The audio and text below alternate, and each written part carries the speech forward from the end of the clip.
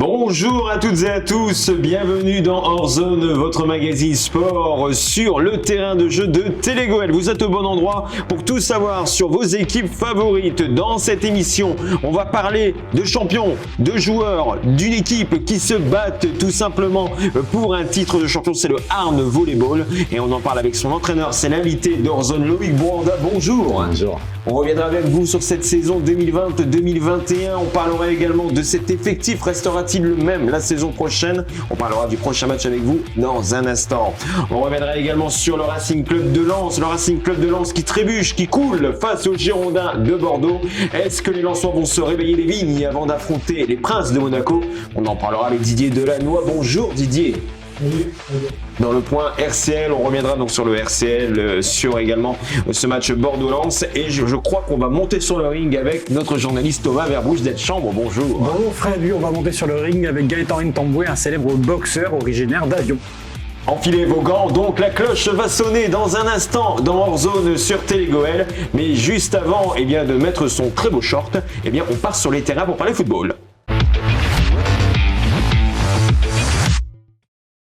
Et on commence cette rubrique avec le Racing Club de Lens qui s'incline lourdement face aux Girondins de Bordeaux, des Bordelais qui jouaient encore leur maintien en Ligue 1 et qui se sont imposés sur le score de 3-0, une défaite rageante pour les 100 et or qui voient leurs espoirs de se qualifier pour une compétition européenne se réduire.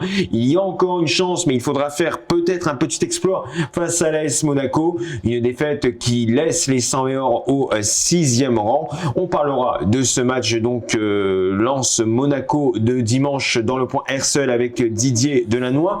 Loïc Bouranda, vous êtes entraîneur du Arn Volleyball et de cette équipe qui évolue en 3e division masculine. C'est ça. Est-ce que vous suivez un peu les résultats du RC Lens? Oui, je suis.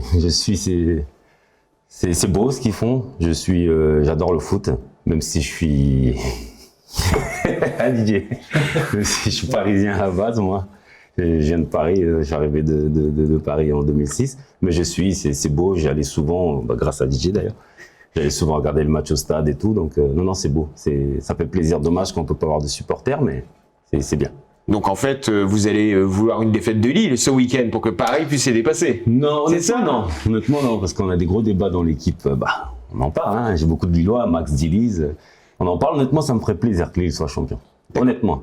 Pour le football français, pour changer les choses, ça me ferait plaisir. En tout cas, on saura donc si Lille est champion ce dimanche et si Lens se qualifiera pour une compétition européenne. On va parler de vous d'ailleurs, Loïc Bouranda, avec Arn, justement Thomas, grand champion de volleyball, point d'interrogation. Peut-être ce week-end, Fred, on aura la réponse dimanche soir après la 2e confrontation de Arn face à Rennes. Un match retour dans la finale qui attribuera le titre Élite 2020-2021 de volley. Le HVB a remporté la première manche samedi à domicile face à des Rennais qui n'ont pas su remporter un seul set, même si c'était un peu plus serré dans le premier. Score 25-22, 25-17, 25-18. Loïc, comment s'est déroulé ce match? Bien, très bien pour nous. Très bien pour nous, les joueurs ils ont bien réagi, c'est ce que j'attendais d'eux, je leur avais demandé beaucoup d'agressivité. C'est une équipe qui est jeune, équipe de Rennes très jeune avec un gros potentiel, ils vont monter en Pro B. Donc on savait qu'on devait prendre le match en main, même si on avait l'avantage nous avec le Covid de rester dans la compétition, eux ça fait quand même 3 semaines qu'ils avaient fini. Donc je savais qu'ils allaient manquer un peu de rythme, donc à nous de mettre le rythme dans ce match-là, de prendre le match en main, de ne pas les laisser prendre confiance, espérer, parce que c'est une équipe très jeune, avec un gros potentiel, gros physique. Donc c'est ce qu'on a bien fait. On a réussi à garder continuité tout le match, parce que c'est pas évident un match où il n'y a pas trop de rythme, garder le rythme, ne pas se mettre à leur rythme et à leur niveau, et c'est ce qu'on a su bien faire, et on a bien maîtrisé ce premier match. Et pour connaître le dénouement de la saison de volley, vous pouvez suivre le coup d'envoi du match retour dimanche à 18h, c'est à Rennes, mais c'est visible sur le YouTube du Arn Volleyball, et il y aura du public. C'est une bonne nouvelle aussi, ça. Il y aura du public chez eux, on a eu l'accord là, ils auront droit à 800 personnes. Donc, avec quelques supporters de Arn. Normalement, le club est en train d'organiser un bus, ou je sais pas comment ils sont en train de faire. Moi, je me concentre sur mon équipe Bien sûr. et mon match. L'organisation des supporters, c'est pas trop mon truc. Mais normalement, il y aura des supporters arnésiens, donc ça va être intéressant. Ça va être intéressant le premier match avec public, ça va être pas mal.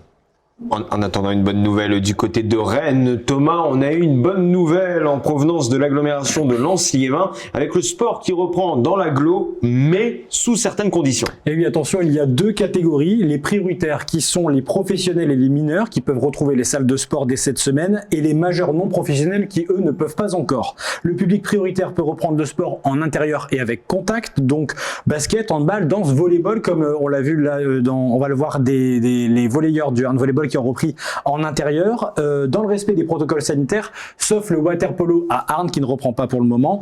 Quelques compétitions pourront se tenir avec une jauge de 50 participants en intérieur, aucune limite en extérieur, et il faudra attendre le 9 juin pour tous les autres pour la reprise du sport. À Noué-sous-Lens, on a également repris le sport et justement, il y a des aides sport dans la ville de la Cale. Et oui, c'est une nouveauté. La commune de Noël-sous-Lens met en place des bons sports jeunes. Le principe, un chèque de 20 € qui pourrait être déduit du montant de la licence prise dans un club noyellois. Cela est réservé aux enfants nés entre 2004 et 2015. Les demandes peuvent être envoyées dès maintenant et jusqu'au 24 octobre. Donc ça vous laisse un peu de temps pour faire le dossier. Pour le remplir, rendez-vous sur le site www.noyel.net/sport muni de votre justificatif de domicile. Il est valable pour s'inscrire notamment au club de volley, de fléchettes, de twirling ou encore de tennis de table. Je me demande si ce chèque est déductible des panini du club de football de l'US Noël-sous-Lens parce que moi je continue la collection, donc ça avance. Mais il n'y a pas de collection du côté de Fouquier, par contre il y a des portes ouvertes de foot, Fred. Justement Thomas, le Sporting Club de Fouquier ouvre ses portes aux jeunes de la commune et d'ailleurs chaque mercredi des mois de mai et de juin de 15h à 17h30 pour faire un essai sur la pelouse du stade Léo Lagrange. Cela s'adresse aux enfants nés entre 2007 et 2017. Aussi, le club recherche un éducateur pour son équipe U14, U15, ainsi que des dirigeants pour l'ensemble de ses équipes. Si vous êtes intéressé par les entraînements ou par le recrutement, 3 possibilités. Rendez-vous soit sur le Facebook du SC Fouquier, soit vous rendre aux entraînements des mercredis de 14h à 17h, ou alors vous appelez le président Frédéric Régnier au 03 21 37 98 38, 03 21 37 98 38. Les Souchézois joueront à Carency, Thomas. Oui Fred, le stade Carençois sera mis à disposition des footballeurs de Souchez suite à une convention signée entre les deux maires et le CSAL, le club souchézois. L'adjoint au maire Jean-Marc Robillard soulignait que les 2 terrains à Souchez devenaient insuffisants pour le nombre d'équipes qui jouaient à Souchez, avec des équipes de filles, des garçons, des mixtes, des seniors et même des vétérans. Et c'est le club de Souchez qui tombera à la pelouse de Carency.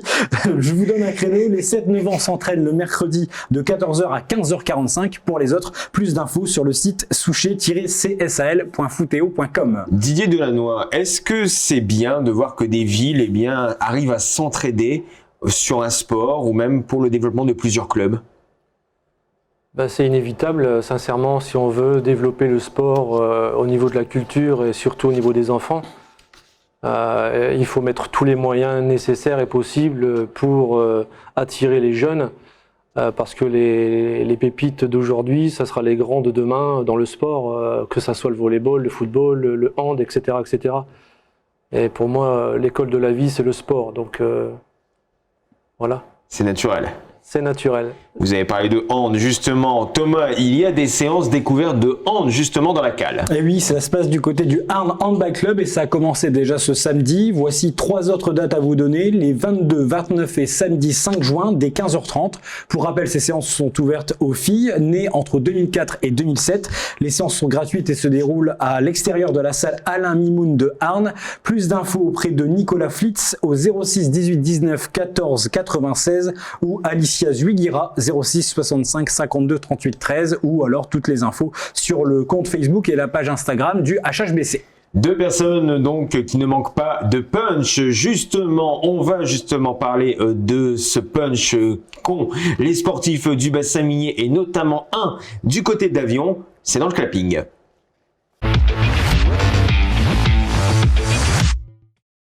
Nous avons eu l'opportunité de le rencontrer en avril alors qu'il passe son temps à voyager sur les rings du monde entier. Gaëtan Ntambwe, boxeur de renom originaire d'Avion, a 2 terrains d'entraînement, l'INSEP à Vincennes et le Boxing Club héninois à Hénin-Beaumont. Titré champion de France amateur des mi-lourds en 2019, il vise aujourd'hui la qualification aux grands Jeux Olympiques qui se tiendront cet été au Japon et il espère décrocher une médaille. Rencontre donc avec un sportif de haut rang. C'est signé Thomas Verbouche-Delchambre pour Télé Goël. Il était de retour 2 jours seulement dans le bassin minier et nous a invités à le rencontrer. Voici en pleine préparation Gaëtan Ntambwe, 26 ans, boxeur professionnel, originaire d'Avion. Ouais, j'ai mis mon bandage pour protéger mes métacarpes. Parce qu'à la base, c'est pas fait pour frapper les mains. Donc voilà, on fait toujours ça. Il revient s'entraîner ici, au Boxing Club béninois, entouré d'autres pratiquants de haut niveau. Gaëtan a commencé en cachette son sport favori à Liévin, ses parents ayant appris son premier titre régional dans le journal. Puis adulte, il pousse les portes de ce club local. Il progresse depuis 3 ans aux côtés de Mohamed, son coach de 69 ans. Pam, pam, contrôle le reculeur, allez, au contrôle. Allez. Voilà, bing. On travaille les déplacements, la vivacité et le sens du contrôle. Varier les coups et ne pas être touché en fait. Il enfile les gants et monte sur le ring malgré une douleur aux côtes causée par une session de sparring. Voilà. De retour d'Irlande, Gaëtan s'envolera quelques jours plus tard aux États-Unis pour un stage de préparation de 2 semaines. Une vie d'entraînement au moins 2 fois par jour, même le dimanche. Pas le droit au relâchement. Si vous n'êtes pas habitué à travailler avec toutes les techniques poussées, vous voyez là on cherche les appuis pour qu'ils soient plus efficaces. Il améliore parce que à un moment donné, il faut savoir se faire respecter. Sur la précision de ma droite, en fait, elle doit partir directement comme ça. J'ai tendance à toujours la baisser un petit peu. Ça me fait manquer de précision. Donc une fois qu'on va régler ces petits problèmes de précision de placement, ça ira. Là, j'ai mis les gants avec le numéro 1 européen. Tout s'est bien passé. On a vu la progression, donc on continue. Calme, travailleur et déterminé, c'est bien ce qui qualifie Gaëtan, qui a échoué 4 fois en quart de finale des championnats de France. Voilà, bim, magnifique. Repéré sur un combat international, il remporte la ceinture Montana en moins de 81 kg face à un boxeur favori de la compétition. Il parvient enfin à décrocher le titre de champion de France amateur mi-lourd en 2019, un parcours qu'il n'aurait jamais imaginé et où il a tout donné. Non, franchement non, c'était très très dur, surtout mentalement. Mais franchement, je ne m'attendais pas à que ça aille aussi vite. J'ai toujours voulu faire ça. Donc maintenant que j'y suis enfin, je ne vais pas me plaindre. Au contraire, c'est que du bonheur. C'est dur, mais au final, c'est des bons souvenirs qui vont rester. Intégré dans l'effectif de l'équipe de France, Gaëtan devrait défendre ses couleurs lors des Jeux Olympiques de Tokyo cet été. 4e meilleur boxeur européen, il a toutes ses chances de briller et espérer revenir avec une médaille. Un reportage donc de Thomas Verbouche-Delchambre sur un talent made in Avion. Et justement, Gaëtan Ntambwe, Thomas, attend une info importante pour lui. Oui, il nous a dit que c'est dans 2-3 semaines qu'il devrait savoir s'il est qualifié pour les Jeux Olympiques. Ça se fait au classement, au ranking. Et comme il est le 4e meilleur boxeur mondial, normalement, il ne devrait pas, il devrait pas s'inquiéter. Son équipe à lui s'est qualifiée pour la finale du championnat de France élite donc de volleyball. Il a réussi l'aller, mais est-ce que ces hommes vont réussir le retour? On en parle avec Loïc Bouanda, entraîneur du hand volleyball, c'est l'invité d'Orzone.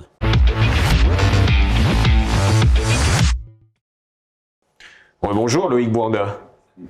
Alors donc on est, j'ai envie de dire, au pied du mur, du côté de Arles. On a remporté le match aller, le match retour arrive à Rennes.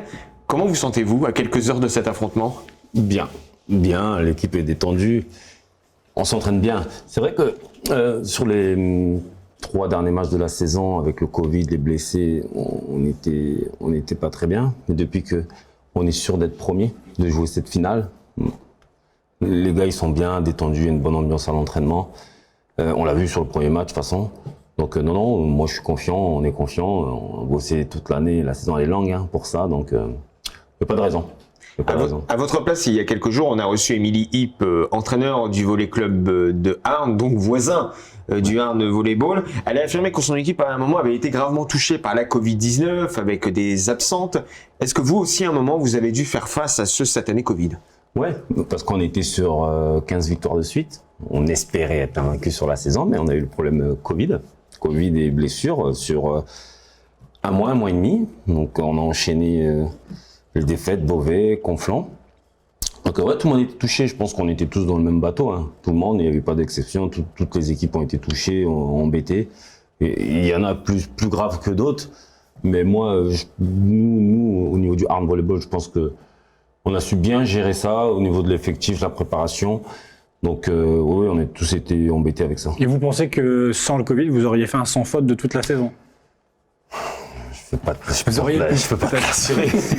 C'était la volonté. C'était la volonté. Je pense que on aurait eu. J'ai beaucoup de regrets sur ce match contre Beauvais parce que je pense qu'avec mon effectif au complet, on aurait pu gagner le match, même sans, même avec l'équipe qu'on avait, on aurait pu gagner le match. On a manqué un peu de concentration à des moments importants. Mais après, sur le match de Conflans, vu comment le match s'est déroulé, on a pris 3-0 sec, sans réaction, sans rien. Je ne sais pas si avec tout le monde au complet, ça aurait changé quelque chose. Donc je peux pas te garantir si on aurait fait. Avant ce match retour contre Rennes ce week-end, est-ce qu'on peut tirer un premier bilan de la saison 2020-2021 de Arnes? Est-ce que ça a été une saison particulière pour vous? Est-ce que vous vous attendiez à être à la place que vous occupez aujourd'hui? Oui et non, parce que nous, à la base, on voulait jouer au tableau, on cherchait le podium. On avait dit aux gars, notre objectif, c'est le podium. Et après, on verra ce qui se passe. Mais on voulait pas sortir du podium. Donc maintenant, on a pris match par match. On a joué match par match. On savait qu'on avait Avignon qui était vraiment une grosse écurie. Okay, donc on a bien abordé ces matchs-là. Et après, on a continué notre bout de chemin sans penser à rien, en pensant à notre jeu, à notre effectif, qu'est-ce qu'on doit faire. Et voilà, on est arrivé à là. Donc non, on était confiants. On voulait le podium. Donc non, je suis pas surpris. Le club termine donc premier avec ce match contre Rennes. Il évolue en D3. Comme on l'a dit, c'est un très bon niveau pour le volleyball en France. Est-ce qu'il y a une possibilité de promotion pour le HVB pour la saison prochaine? Bien sûr qu'il y a une possibilité, mais on sait tous que le nerf de la guerre, c'est l'argent. C'est l'argent. Et aujourd'hui, il nous manque 80 à 100 000 euros pour être bien en Ligue B, pour être vraiment très bien en Ligue B, parce que il y a un gros travail qui est fait depuis 5-6 ans. On a repris le club avec Claude Clément, Thierry, tous les bénévoles, les gens qui suivent. Depuis 5-6 ans, il y a un gros travail qui est fait. Et on ne prendra pas le risque de monter en Pro B 1 an ou 2 ans pour tout exploser. Bien sûr qu'on pourrait monter en Pro B et dire on joue 1 an, 2 ans et on redescend. Voilà, mais c'est pas le but. C'est pas dans ce sens-là qu'on a travaillé depuis 5-6 ans. Donc ça veut dire, en cas de victoire et donc de promotion, Arnes va refuser cette montée. On nous proposera même pas la montée parce que c'est le volleyball, je crois qu'on est le seul sport où on fonctionne comme ça. Pour pouvoir prétendre monter au niveau au-dessus, en début de saison, il faut cocher une case et respecter 50% des exigences du niveau au-dessus. D'accord. Donc avoir 4 contrats pro, un entraîneur, ceci, cela. Donc si t'as pas ça, donc déjà de base, si vous n'avez pas ça, vous pouvez pas monter. Coché ça, on peut pas monter. Donc c'est un peu frustrant. Hein. C'est un peu frustrant. Oui. Tu te dis, tu coches une case, même si tu finis 4e, 5e, 6e, tu montes. Donc vous auriez le niveau d'au-dessus, mais pas les moyens avec. C'est ça. Voilà. Pourtant on a tout, hein, structure, tout, mais. Donc il faudrait quoi justement? Peut-être un appel du pied à la municipalité de Arnes, peut-être un des partenaires privés pour venir aider le HVB? Avec ce Covid, on sait que les partenaires privés c'est compliqué. Aujourd'hui tout le monde c'est hyper compliqué. Après la municipalité, ils en font beaucoup. On sait qu'il y a 2 clubs à Arnes, il y a les filles et les garçons. Donc nous avant on était en Ligue B, c'était les garçons. Aujourd'hui les données ont changé, il y a un investissement qui est fait sur les filles. Donc voilà, on l'accepte, c'est comme ça. Il y a des choix qui sont faits. Pour l'instant, on attend, on fait notre bout de chemin dans notre division avec nos capacités et on verra ce qui se passera dans les années à venir. On verra donc si Arnes évolue au palier supérieur la saison prochaine, mais est-ce que ce sera avec le même groupe? Écoute, non, il y aura des changements, c'est sûr.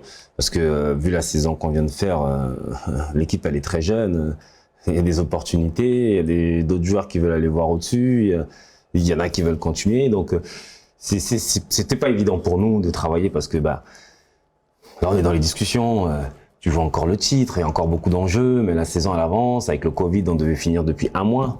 Donc c'est toujours pas fini. Il y a des départs qui seront annoncés un peu plus tard après la finale. Il y aura des départs qui seront annoncés, il y aura des arrivées, il y aura des joueurs maintenus. Mais pour l'instant, on est vraiment dans la phase de discussion. Après, c'est pas évident, on joue encore le titre. Bien sûr. À notre niveau, si tu dis à un joueur, je te garde pas, à ce moment-là, tu sais, nous, c'est pas tout le monde qui est pro, hein. Peut-être qu'il va lâcher la pression. Donc, on oublie de jongler en ce moment. Didier Delannoy, on vous connaît bien sûr comme chroniqueur pour Warzone, mais vous êtes également responsable de l'agence Leader Intérim que connaît bien donc le Arn Volleyball puisque vous êtes partenaire. Comment avez-vous vécu de votre rôle de partenaire la saison du HVB? Un petit peu de la même façon qu'en tant que partenaire du RC Lens, c'est-à-dire absent de la salle ou absent des tribunes. Donc on les suit forcément de loin et je voudrais vraiment féliciter Loïc que j'aime beaucoup dans ses valeurs. Il fait un boulot extraordinaire depuis une quinzaine d'années en tant que joueur et en tant qu'entraîneur. Je suis arnésien en tant qu'habitant et je connais la mairie qui fait beaucoup d'efforts. Et c'est toujours le dilemme de votre échange, vos propos par rapport à l'évolution du club. C'est vraiment, vraiment dommage parce que Arn, dans le milieu du volleyball, est connu dans la France entière. Vous parlez de volleyball à Arn, à un Lyonnais, il va connaître. Et c'est vraiment dommage parce que c'est un centre de formation extraordinaire au niveau des gamins.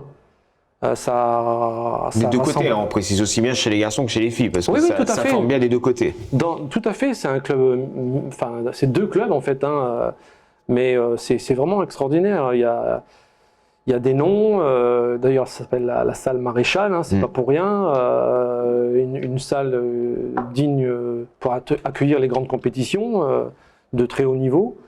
Et c'est vraiment dommage qu'il n'y ait pas un ou deux ou plusieurs partenaires plus importants qui puissent amener ce supplément d'âme, ce supplément financier pour pouvoir franchir le cap. Parce que c'est toujours la même histoire depuis 10-15 ans, quoi. Je suis au club. Oui, tout à fait. Ouais. En tout cas, en attendant, le supplément financier, le supplément d'étoiles va arriver avec la Ligue européenne de volleyball qui va avoir lieu du 4 au 6 juin à la salle Maréchal. C'est du volleyball féminin avec la France, l'Espagne, l'Azerbaïdjan et la Roumanie qui vont s'affronter pendant 3 jours de compétition. Ces matchs se joueront malheureusement à huis clos à cause de la crise sanitaire. Donc on espère voir ça très bientôt, donc de nos propres yeux, avec l'équipe de Télégoël et l'équipe d'Orzone. Loïc Bouanda, merci à vous. Et donc, coup d'envoi à quelle heure donc pour Rennes-Arn? Dimanche, 18h. Et donc, un petit prono? Victoire du Arn Volleyball. Bah voilà, Didier, je pense que vous n'allez pas nous contredire, victoire du Arn Volleyball. Impossible. Arn va passer sans problème. En tout cas, merci à vous Loïc Bouanda. Un grand bravo à votre groupe, à votre staff et également aux dirigeants du HVB qui font une très très belle saison. Ce n'était pas évident après la saison 2019-2020 qui a été un peu compliquée. Je tiens à les remercier. Franchement, honnêtement, je pense qu'aujourd'hui, si on en a là, je parle de club, de formation, même l'équipe première. Souvent, on dit Loïc, mais je pense que je réponds à mon staff. Un grand merci à mon staff, au club, aux bénévoles. Parce qu'on est quand même dans les meilleures conditions, on part la veille, on est à l'hôtel, les meilleurs hôtels, partenaires Novotel. Je pense que sans ça, on serait pas là. Donc merci à tout le monde. J'ai un préparateur physique au top, Gaël Kérin, vraiment top. Et si vous voulez suivre l'actualité du Arn Volleyball, eh bien rendez-vous sur le Facebook du HVB. On mettra le lien sur la page Facebook de la rédaction de Télégoël. Lui, il est abonné bien sûr à la page Facebook de la rédaction de Télégoël. C'est Didier Delannoy pour le point RCL.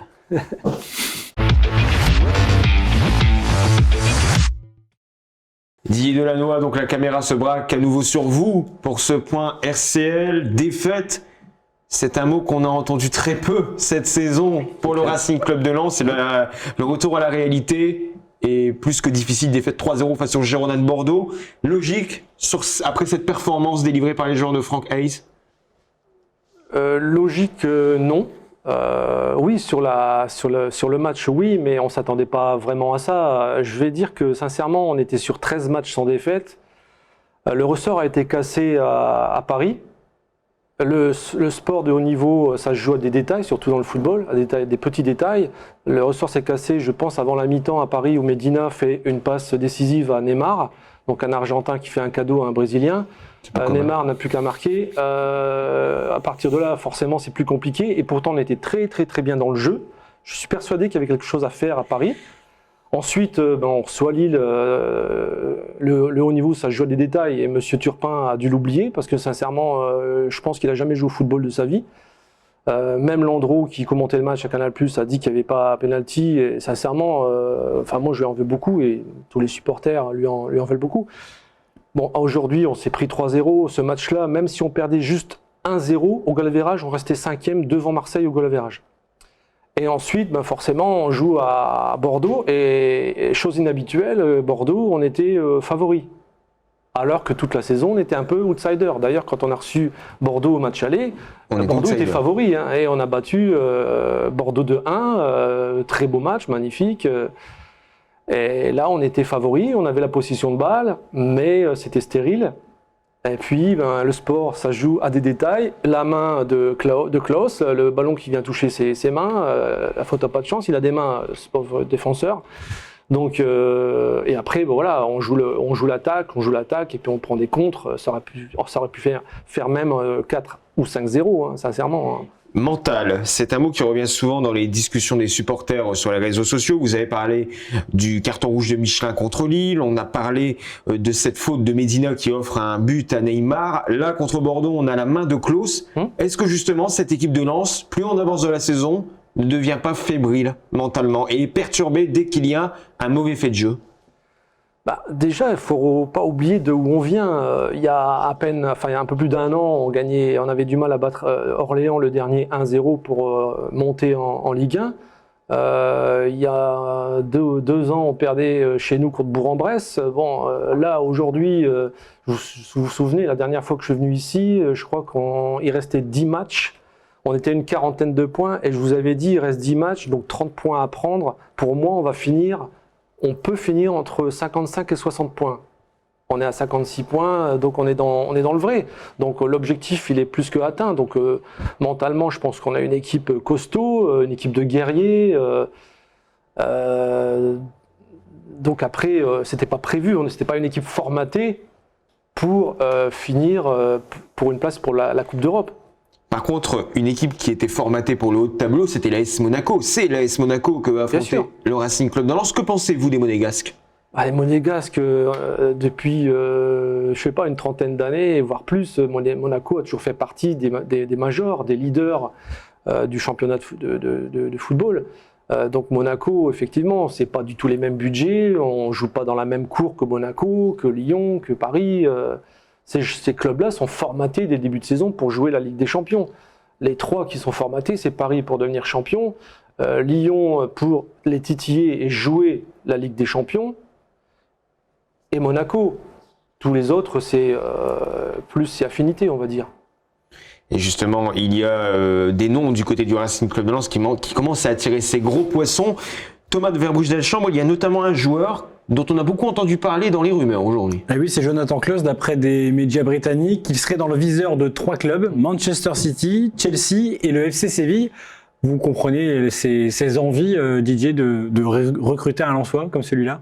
Oui, je comprends parfaitement. Dès le début de saison, j'ai tout de suite vu ce joueur qui avait des capacités impressionnantes. C'est fou parce qu'il a plus de 28 ans, donc il est arrivé quand même sur le tard.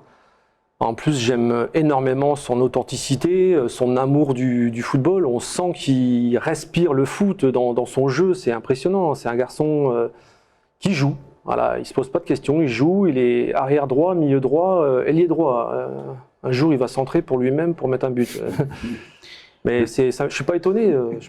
Loïc Bouandé, est-ce que vous êtes d'accord avec Didier Delannoy? Est-ce que Jonathan Klaus, c'est l'une des satisfactions de la saison, ou vous voyez d'autres joueurs qui pourraient lui disputer ce titre? Non, mais oui, c'est un très bon joueur, comme Didier l'a dit, mais de toute façon, l'effectif de Lens cette année, il n'y a pas grand-chose à dire. Je pense que ça va être ça la difficulté du club, garder tous ces bons joueurs, ces joueurs qu'ils ont emmenés là-haut. Parce que comme tu as dit, les gros poissons, ils vont être là pour aller les chercher.